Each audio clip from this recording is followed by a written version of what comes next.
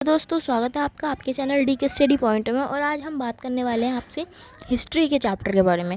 History का जो ये है चैप्टर फर्स्ट है, तो इसके बारे में हम बात करेंगे आपसे। तो ये हिस्ट्री का जो चैप्टर फर्स्ट है और इसका पार्ट 2 है, ठीक है। तो इसमें हम बात करेंगे ईंट मन की और अस्थियाँ हड़प्पा सभ्यता। इसका जो पहला पार्ट है वो पहले चैनल पे अपलोडेड है, अगर आपने वो नहीं देखा तो उसी भी देख लेना। तो अब हम शुरू करते हैं। तो सबसे पहले जो हड़प्पा सभ्यता थी, जैसे मैंने आपको पहली वीडियो में बताया था, उसको रिकॉल कर लेते हैं थोड़ा सा कि वो 1900 से लेके 2600 ईसा पूर्व के जो बाद के बीच जो है वो चली। तो यानी कि अब ये मैं आपको बता दूं कि ईसा पूर्व और ईसवी पूर्व क्या होता है। तो जो ईसा पूर्व और ईसवी पूर्व है, जैसे कि मान लीजिए ईसा पूर्व का मतलब ये होता है जो ईसा मसीह थे उनके जन्म के बाद से, ठीक है। तो वो ईसवी पूर्व होता है। और ईसा पूर्व मतलब जो इसका मतलब होता है जो हमारा समय है वो उल्टा चलता है। उल्टा चलने का मतलब ये है कि अगर जैसे पहले 1900 जैसे आपको दे रखा है, तो 1900 के बाद जो है 1901 आएगा ना, है ना। तो पर क्या होता था उसमें 1900 के बाद ना उसमें आएगा जैसे 1800 या फिर ऐसे करके, मतलब 1899, 1900 के बाद 1899, फिर 1899 के बाद 1898, मतलब ऐसे करके ना सब उल्टा उल्टा चलता था, ठीक है। किसमें? ईसा पूर्व में। ईसा पूर्व में क्या होगा, जो मान लीजिए ये ईसा मसीह का जन्म है तो इससे पहले का जो टाइम होगा वो उल्टा चलेगा, ठीक है। मतलब कि अगर ऐसे मान लीजिए जैसे कि आज 10 पहले आएगा 10, और 10 के बाद क्या है 11 आना चाहिए ना, पर टाइम में उसमें क्या आएगा 9, फिर 8, फिर 7, ऐसे एक एग्जाम्पल के लिए आपको ये बताया मैंने, ठीक है। और अब मान लीजिए जैसे ईसा मसीह के जन्म के बाद यानी कि ईसवी पूर्व में कैसे चलेगा कि जैसे कि यहाँ पर मान लीजिए यहाँ पर 10 ले लिया, ठीक है ना। तो इसमें 10 के बाद क्या आएगा 11, 12, ठीक है। इस तरीके से ये ईसा पूर्व है और ये ईसवी, ठीक है। ईसवी में सीधी सीधी गिनती चलेंगी आगे की तरफ, और ईसा पूर्व में पीछे की तरफ यानी उल्टी, ठीक है। तो ये टाइम चलता है इस तरीके से। तो अब जो है हम इस चैप्टर के मेन मुद्दे पे आते हैं, जो कि इसमें है समाधान के बारे में हम जानेंगे, ठीक है।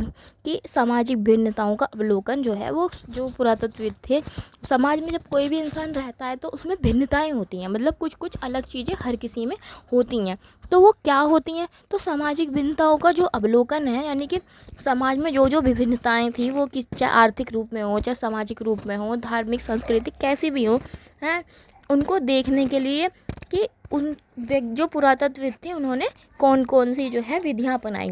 तो सबसे पहले उन्होंने जो विधि अपनाई थी वो थी शवाधान की। तो शवाधान जो है, इस शवाधान के बारे में हम पढ़ने, इम्पॉर्टेंट क्वेश्चन है, ये पेपर में भी आ सकता है, ठीक है। तो सबसे पहले शवाधान जो है विशेष संस्कृति में रहने वाले लोगों की सामाजिक आर्थिक भिन्नताओं को जानने के लिए अपनाई गई एक विधि थी। जैसे कि मैंने आपको बताया कि समाधान जो है वो विशेष तरह यानी अलग अलग लोगों की संस्कृति और वहाँ पर रहने वाले जो लोगों की सामाजिक और आर्थिक जो स्थिति थी उसको जानने के लिए अपनाई गई एक विधि थी।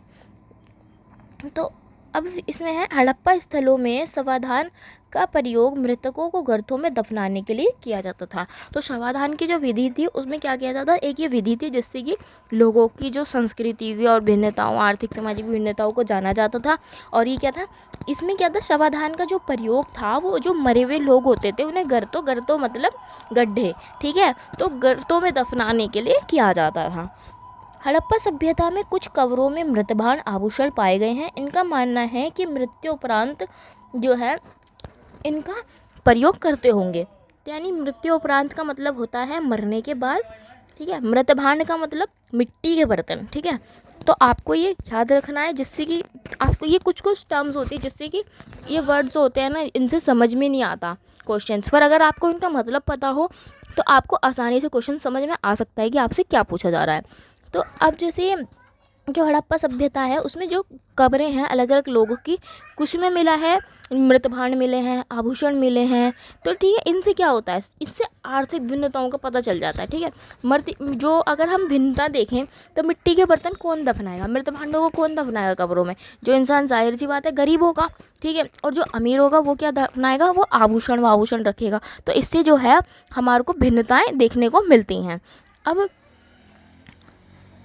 और इसमें क्या है, पुरुष जो है हड़प्पा सभ्यता में, सॉरी, पुरुष और महिलाओं दोनों के लिए समाधान में आभूषण मिले हैं। यानी कि अगर मिट्टी के बर्तन मिल रहे हैं तो वो पुरुष के में मिल रहे हैं और महिलाओं की भी मिल रहे हैं।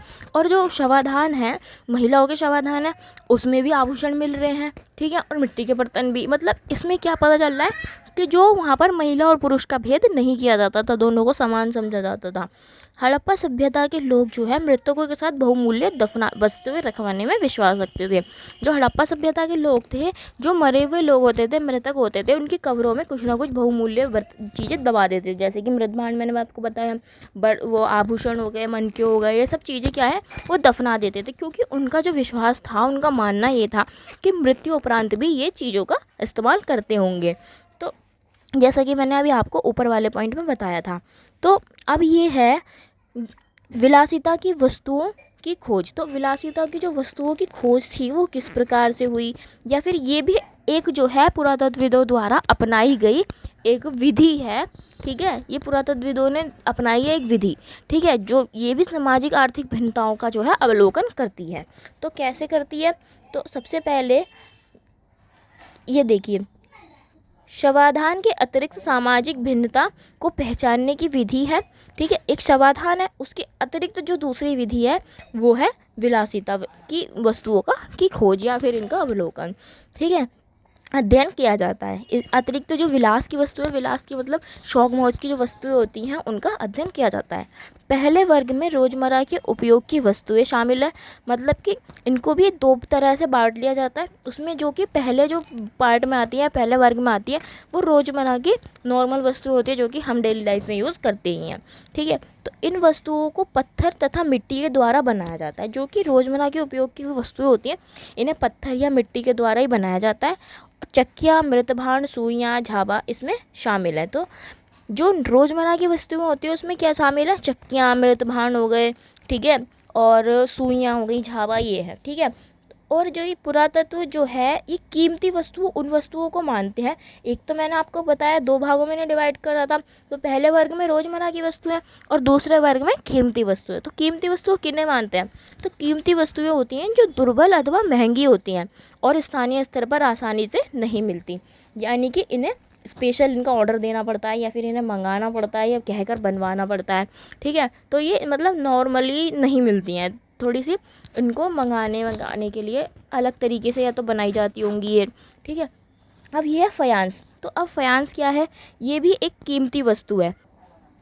तो फयांस, अब ये क्या होता था, ये भी एक कीमती वस्तु होती थी या कीमती चीज़ होती थी, ठीक है। तो ये कैसे बनता था, सबसे पहले तो ये घिसी हुई रेत अथवा बालू तथा रंग और चिपचिपे पदार्थों के मिश्रण को पकाकर बनाया जाता था। तो ये किन किन चीज़ों से, जैसे कि जो रेत होती, ये रेत होती है, ठीक है, बालू और क्या नाम है जो रंग होते हैं, इन सब कोई सा भी रंग इन्हें मिलाकर एक चिपचिपे पदार्थ के मिश्रण के रूप में, मतलब मिश्रण बना के इनका मिला के घोल घाल के इन्हें पका लिया जाता था। तो जो पकाकर वो पदार्थ बनता था ना, तो उसको क्या नाम है, एक छोटे छोटे पात्रों का रूप दे दिया जाता था, ठीक है। तो ये एक छोटे पात्र होते थे, ठीक है, यानी कि एक कटोरे वटोरे के टाइप, तो इन्हें ऐसा एक शेप दे दी जाती थी, ठीक है। तो पात्रों की तरह इन्हें बना लिया जाता था और इन्हें आसानी से बनाया नहीं जा सकता था। जैसे कि मैंने आपको बताया था ये कीमती होते थे क्योंकि इन्हें आसानी से नहीं बनाया जा सकता था। इसका प्रयोग शायद सुगंधित पात्रों और के रूप में प्रयोग होता होगा, ठीक है। जैसे ही मैंने आपको बताया कि कोई भी जो जानकारी है वो सटीक नहीं मिली है, जिससे कि अभी क्योंकि उनकी जो लिपि है हड़प्पा वासी लोगों की वो नहीं पढ़ी गई है, तो इसीलिए जो हर चीज़ है वो इस चैप्टर में अंदाजे के हिसाब से ही चलेगी कि ऐसा होता होगा। जैसे कि मैंने अभी आपको बताया कि जो ये पात्र है इनका प्रयोग किस लिए होता होगा, वैसे तो कुछ नहीं पता चला कि किस लिए होता था, पर जो अभी हम अंदाज़ा लगा सकते हैं वो ये है कि सुगंधित जो द्रव्य होते हैं जैसे सैंट वैंट या फिर परफ्यूम हो गया या फिर जैसे वो इत्र हो गया, इन चीज़ों को रखने के लिए प्रयोग किया जाता होगा। अब जैसे कि ये देख लीजिए शिल्प उत्पादन के विषय में जानकारी, अब हम पढ़ेंगे इसमें शिल्प उत्पादन के बारे में। तो हड़प्पा सभ्यता में जो है शिल्प उत्पादन की जानकारी कैसे मिली है कि वहाँ पर शिल्प उत्पादन में क्या क्या चीज़ें जो थी वो महत्वपूर्ण थी, क्या क्या जो चीज़ें ली जाती थी। तो अब जैसे शिल्प उत्पादन शिल्प उत्पादन के विषय में जानकारी। तो हमें शिल्प उत्पादन के विषय में जानकारी के बारे में अब हम पढ़ लेते हैं।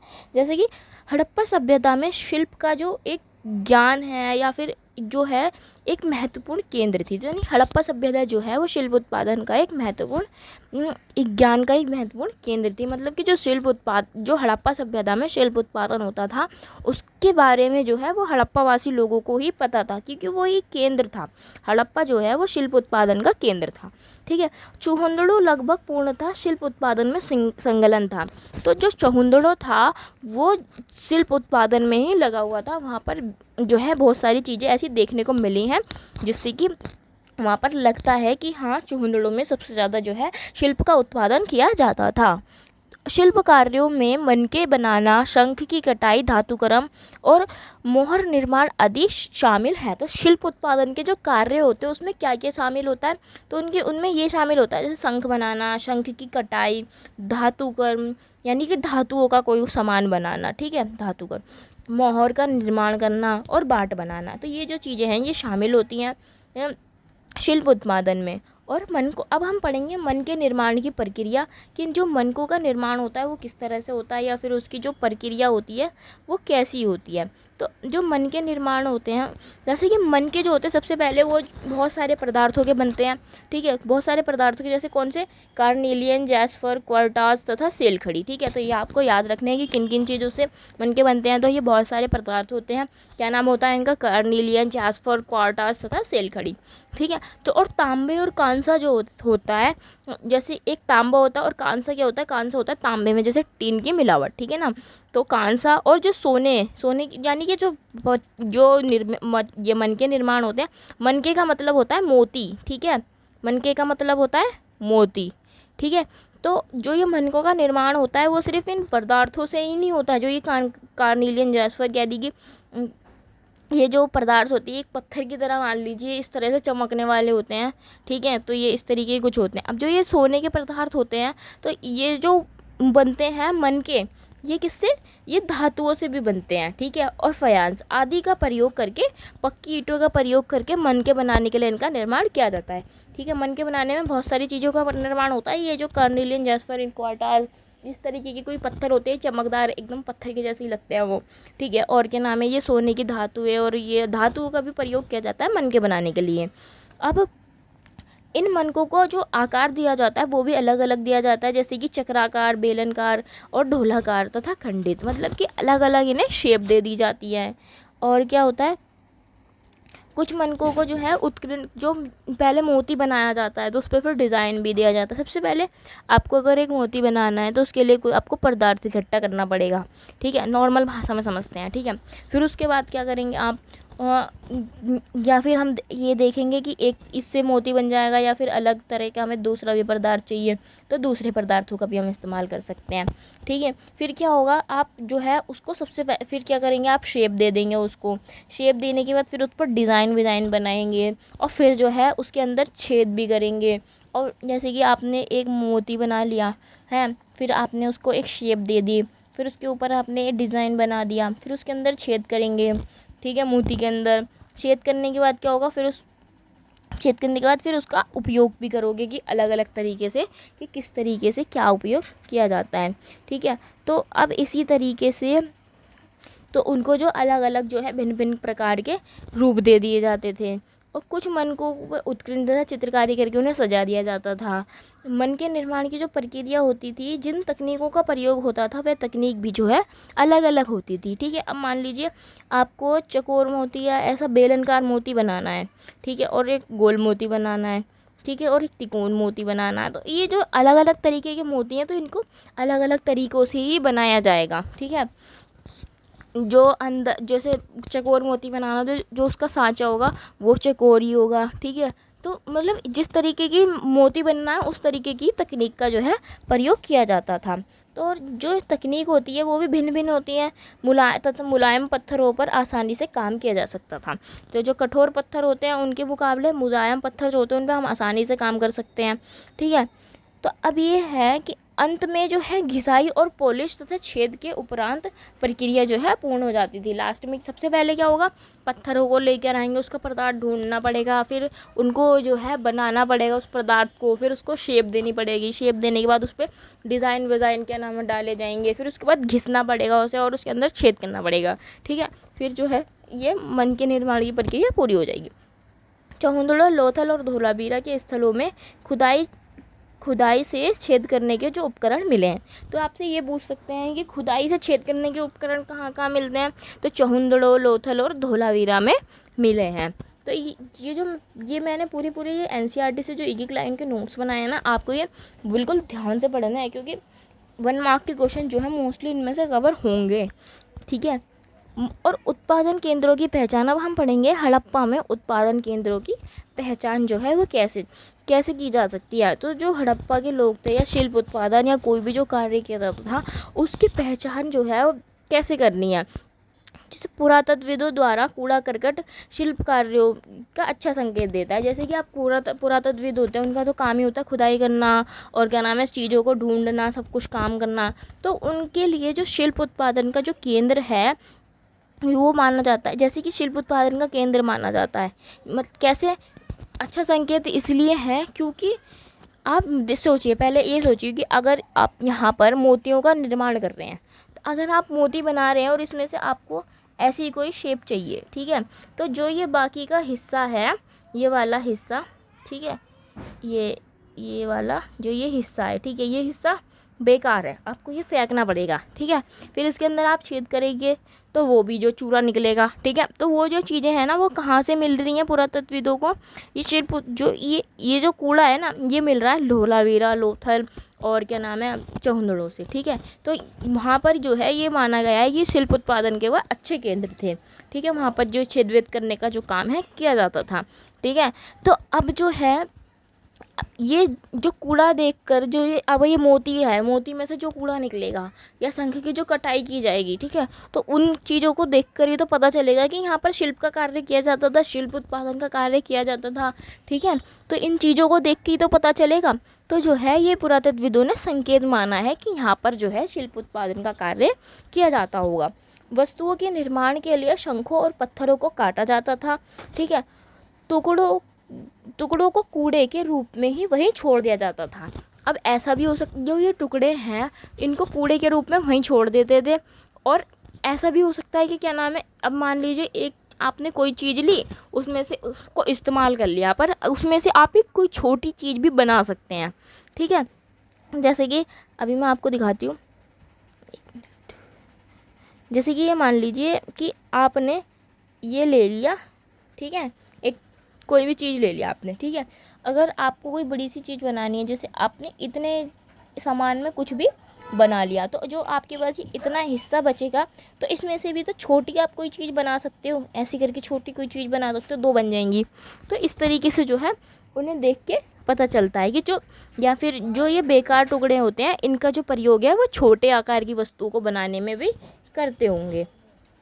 अब माल प्राप्त करने के लिए नीतियाँ, कि जो हड़प्पावासी लोग थे वो माल प्राप्त करने संबंधी नीतियों के बारे में कि क्या होती थी। तो जो शिल्प के कार्य के लिए अनेक प्रकार के कच्चे माल का प्रयोग किया जाता था और स्थानीय स्तर पर उपलब्ध होते थे। जैसे कि जो चीज़ें स्थानीय स्तर पर उपलब्ध हो जाती थी, मिल जाती थी, जैसे पत्थर, लकड़ी के कुछ बाहरी मैदानों के क्षेत्र से मंगाया जाता था। कुछ चीज़ें तो जो है आसानी से स्थानीय स्तर पर ही मिल जाती थी, पर कुछ चीज़ों को बाहर से यानी मैदानी इलाकों से मंगाया जाता था। बैलगाड़ी के बने प्रतिरूपों से यह लगता है कि सामान ढोने के लिए जो है परिवहन था। तो परिवहन के लिए क्या इस्तेमाल होता था, बैलगाड़ी। ठीक है, जो बैलगाड़ी जो है उसके प्रतिरूप मिले हैं मिट्टी के बने हुए। ठीक है, तो उनके प्रतिरूपों को देख के ऐसा लगता है कि सामान ढोने के लिए या फिर लोगों को परिवहन के रूप में जो है वो बैलगाड़ी का ही प्रयोग वहाँ के लोग करते होंगे। ठीक है, अब उपमहाद्वीप तथा उसके आगे आने वाला माल, तो उपमहाद्वीप से आगे जो आने वाला माल है वो क्या, उसके बारे में जानकारी कैसे मिली है। तो अब जैसे ये उपमहाद्वीप के, अब जैसे हड़प्पा सभ्यता के लोगों द्वारा शिल्प उत्पादन के लिए माल प्राप्त करने के लिए जो तरीकों को अपनाया गया था वो भिन्न भिन्न थे। ठीक है, कैसे, तो जो नागेश्वर बालाकोट थे वहाँ से उन्हें क्या मिलता था, शंख। ठीक है, तो नागेश्वर और बालाकोट से शंख मिलता था। अफगानिस्तान के सोतोधोरी से नीले रंग की लाजवर्द मणि मिलती थी। लोथल से कार्निलियन और राजस्थान से खेतड़ी मिलता था। ठीक है, तो इस तरीके से उनके उपमहाद्वीप के आने से आगे से व्यापार जो होता था, मतलब कि जो वो सामान बाहर से मंगा रहे हैं वो क्या क्या मंगा रहे हैं और उन्हें कहाँ से क्या चीज़ मिलती है। ठीक है, अब सुदूर क्षेत्रों से संपर्क, यानी कि जो दूर के क्षेत्र थे उनसे जो थे संपर्क कैसे थे। तांबे का आयात जो है वो कहाँ से किया जाता था, ओमान से। ओमान से यानी ओमान अरब से। ठीक है, तांबे का अरब जो आयात है वो ओमान से किया जाता था। तो ओमानी जो तांबा है और हड़प्पाई वस्तुओं में जो है निकल के अंश मिले हैं, यानी कि जो तांबा हमें जो है ओमान से मिला है और जो हड़प्पा में मिला है उन दोनों में क्या है, निकल के अंश मिले हैं। तो और जो ये तांबा है, जो मेसोपोटामिया में जो तांबा मिला, यानी हड़प्पा में मिला तांबा और मेसोपोटामिया में मिला तांबा, दोनों में निकल के अंश है। और जो ओमान से मंगाया गया तांबा था उसमें भी निकल के अंश है। तो यानी कि जो हड़प्पा और मेसोपोटामिया के जो लोग थे वो दोनों कहाँ से तांबा मंगाते थे, ओमान से। और जो तुम्हारा पक्षी हाजा, ठीक है, ये एक बात है, पुरातत्वविदों का मानना है कि हाजा पक्षी जो है वो मोर होगा। ये आपको अभी याद कर लेना है, ये समझ लो कि हाजा पक्षी कौन है, मोर होगा, क्योंकि 1 नंबर में ये क्वेश्चन आपसे पूछ सकते हैं। तो जो पुरातत्वविद है वो मानते हैं कि हाजा पक्षी जो है वो कौन है, मोर है। ओमान जो है बहरीन या मेसोपोटामिया के समुद्री मार्गों से संपन्न होगा। ठीक है, जो ओमान है वो बहरीन और मेसोपोटामिया के से संपर्क जो है समुद्री मार्ग से होगा। ठीक है, अब आज की वीडियो में बस इतना ही। वैसे भी वीडियो शायद ज़्यादा लंबी हो गई है, कोई बात नहीं, पर आज की वीडियो में बस इतना ही। मिलते हैं आपसे नेक्स्ट वीडियो में। और हाँ, एक इम्पॉर्टेंट बात ये है कि अगर आपको ये चैप्टर के नोट्स चाहिए तो आपको डिस्क्रिप्शन बॉक्स में मिल जाएंगे। और मैं फर्स्ट चैप्टर के भी नोट्स जो है इसी वाली वीडियो के डिस्क्रिप्शन में दे दूँगी, क्योंकि पिछली बार की मेरे को ध्यान नहीं रहा था। तो आपको हर वीडियो के डिस्क्रिप्शन में नोट्स मिल जाया करेंगे। और इस वीडियो के डिस्क्रिप्शन में आपको पार्ट 1 के भी नोट्स मिल जाएंगे और पार्ट 2 के भी मिल जाएंगे। अगर आपको वीडियो अच्छी लगी हो तो वीडियो को लाइक और चैनल को सब्सक्राइब कीजिए। मिलते हैं नेक्स्ट वीडियो में, बाय बाय।